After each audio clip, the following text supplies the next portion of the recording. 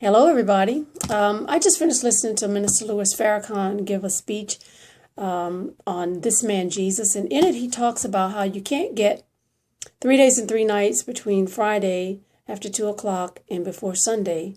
The man is trying to prove another point, but he brings up a valid point. You can't. There's no such thing as Good Friday. And there's no such thing as Resurrection Sunday. God did not change the Sabbath from Saturday to Sunday because Jesus didn't rise on Sunday. The whole thing, misunderstanding, seems to be centered around these words in the Bible, where it says, and the Sabbath drew on. So what happened was, because people didn't have all of the information, they just assumed some things. They assumed that the Sabbath that the Bible speaks about was a Saturday Sabbath. What they don't understand is that in Jewish custom, during Passover, there's another Sabbath. And that Sabbath is a high holy day, and it doesn't necessarily fall on Saturday. The Saturday Sabbath falls every Saturday, which is the seventh day. But this particular high holy Sabbath can fall on any day. So according to Jewish custom, Passover starts the 14th day of Nisan, which is the first month in the religious calendar for the Hebrews.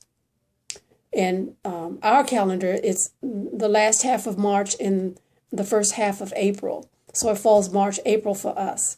But every year, the 14th of Nisan begins the Passover celebration. Actually, it's not Passover. It is the Feast of Unleavened Bread. And so Passover is the day of preparation. It is the day that you prepare for the beginning of the celebration or the observance of the Feast of Unleavened Bread, which is 7 days.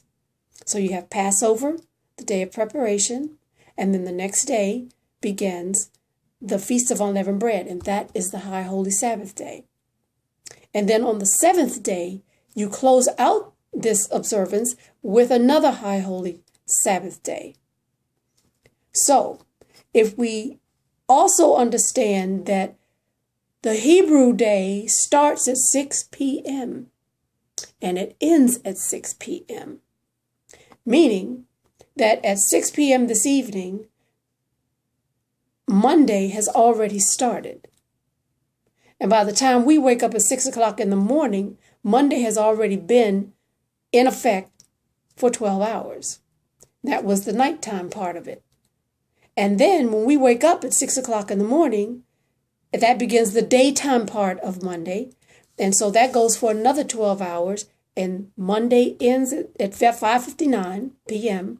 and Tuesday begins at 6 o'clock p.m. on our Monday. So you can write it down and figure it out for yourself. I can put something up to let you see what that looks like. But just for brevity's sake, let's keep going. So you have the day starting in the evening, okay? Because the Bible did say in the beginning, he said the evening and the morning were the first day, not the morning and the evening. Everything has been confused because that's how the enemy does things. He confuses things so you can't tell where you are or when you are in time. So that's his lie. And this Easter thing is his lie too. So Passover that year fell on a Wednesday. And so at 6 p.m. that Wednesday for the Jews, but for us, it would have been Tuesday evening. So get that in your head. 6 p.m. it began Wednesday. And from 6 to 9, Jesus ate the Passover meal with his disciples. We call it communion. And then from 9 o'clock until 12 o'clock, he was in the garden praying. And from 12 midnight, when he was arrested, till 6 in the morning, he was jailed by the Sanhedrin. They tried him and found him guilty, but because they couldn't pronounce a death sentence on him, they had to take him to the Romans. So they waited until the morning, as early as they possibly could, and so approximately 6 o'clock in the morning, they took him to Pilate, and then Pilate sent him to Herod, and then Herod sent him back to Pilate, and then Pilate gave the sentence. And it says at the third hour, which is 8 o'clock, because 6 o'clock is the first hour of the day, 7 o'clock begins the second hour of the day, and 8 o'clock begins the third hour of the day. So at the third hour, at 8 o'clock, Jesus was put on the cross. And the Bible says he was on the cross from the third hour to the ninth hour, which was 2 o'clock in the afternoon. And then he died. And so we're still in the day of preparation. We're in the daytime part of the day of preparation.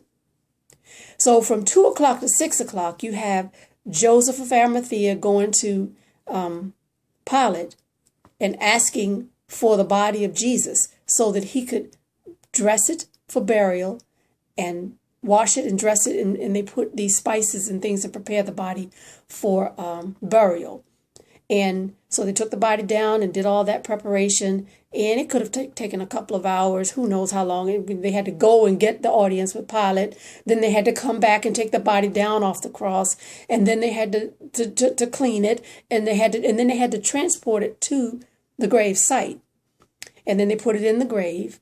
And they rolled a stone in front of it. And then they went home to begin the next day, which was Thursday, which was the high holy Sabbath day. That was the Sabbath that drew on. It was the beginning of the Feast of Unleavened Bread. And so from 6 o'clock that day, Thursday, the next day, until 6 o'clock in the morning, that was the first 12 hours that Jesus was in the grave. That was the nighttime. And then from 6 o'clock in the morning until 6 o'clock in the evening was the first 12 hours of daytime. And then if you keep counting, you got another 12 hours of night, and then another 12 hours of day, and then another 12 hours of night, and then another 12 hours of day. You've completed 72 hours, which brings you up to Saturday before 6 o'clock. Jesus rose from the grave. That is why when Mary went to the grave, she found the stone rolled away.